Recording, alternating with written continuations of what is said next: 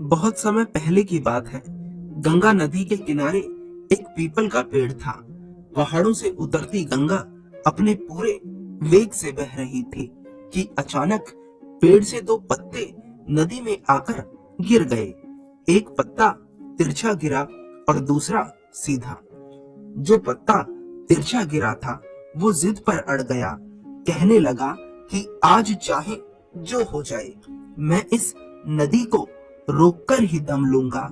चाहे मेरे प्राण ही क्यों ना चले जाए, मैं इसे आगे नहीं बढ़ने दूंगा। वह पत्ता जोर जोर से चिल्लाने लगा, रुक जा गंगा, मैं तुझे आगे नहीं बढ़ने दूंगा। पर नदी तो बहती ही जा रही थी। उसे तो पता भी नहीं था कि कोई पत्ता उसे रोकने का प्रयास कर रहा है। इधर पत्ते की जान पर बन आई थी। वह लगातार संघर्ष कर रहा था। नहीं जानता था कि बिना लड़े भी उसे वहीं पहुंचना है जहां थककर हार कर पहुंचेगा। परंतु अब और तब के बीच का समय उसके लिए दुख और संताप का कारण बन चुका था। वहीं दूसरा पत्ता जो सीधा गिरा था, वह तो नदी के प्रवाह के साथ बड़े मजे से बहता जा रहा था और कह रहा था कि चल गंगा, आज मैं तुझे तेरी मंजिल तक पहुंचाऊंगा। चाहे जो हो जाए, मैं तेरे मार्ग में कोई अवरोध नहीं आने दूंगा। नदी को इस पत्ते का भी कुछ पता नहीं था। वह तो अपनी धुन में सागर की ओर बहती जा रही थी। लेकिन पत्ता खुश था, आनंदित था, क्योंकि उसे तो लग रहा था कि वही उस नदी को अपने साथ बहाए ले जा रहा है।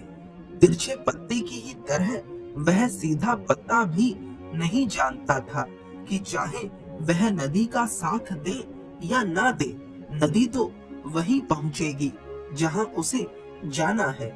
पर अब और तब के बीच का समय उसके लिए आनंद का समय बन चुका था।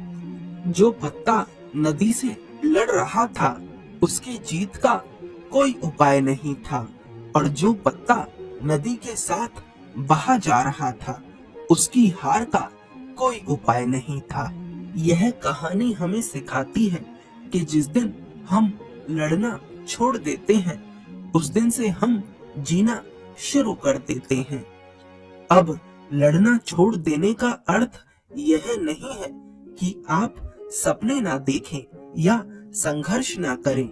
लड़ना छोड़ देने का अर्थ है कि आप उन चीजों को बदलने की कोशिश ना करें जो आपके हाथ में नहीं है। यही खुश रहने का मूल मंत्र है।